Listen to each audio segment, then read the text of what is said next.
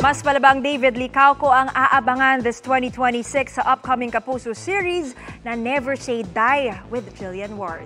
Busy nga si David sa iba't ibang commitment na nakatulong naman daw sa kanyang anxiety.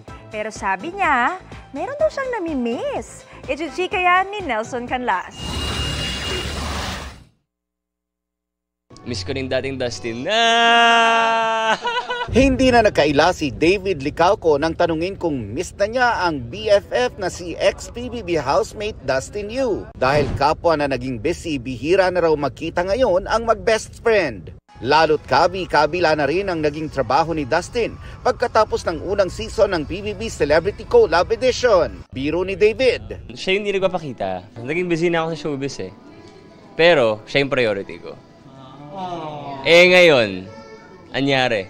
Same lang yun, yung Maria Clara, grabing business ko nun. Kung saan ako, pero lagi ko siyang kasama. Sa gitna niyan, thankful daw si David ngayong taon dahil nagamit niya ang pagiging workaholic para mabawasan ang kanyang anxiety. I became better. Before kasi kung wala akong ginagawa, for example, in the day, kahit 2 oras lang yan, I get anxious. In 2026, tuloy-tuloy ang trabaho para kay David.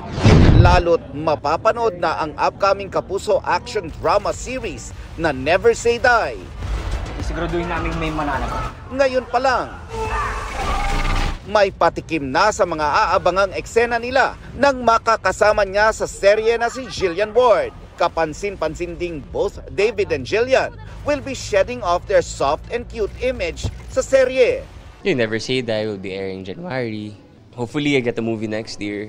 Magiging busy din si David next year sa itatayo niyang resort sa Siargao. Looking forward din daw siya to be a better version of himself. Definitely a better David.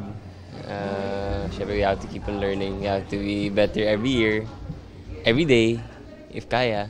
Nelson Canlas, updated sa Showbiz Happenings.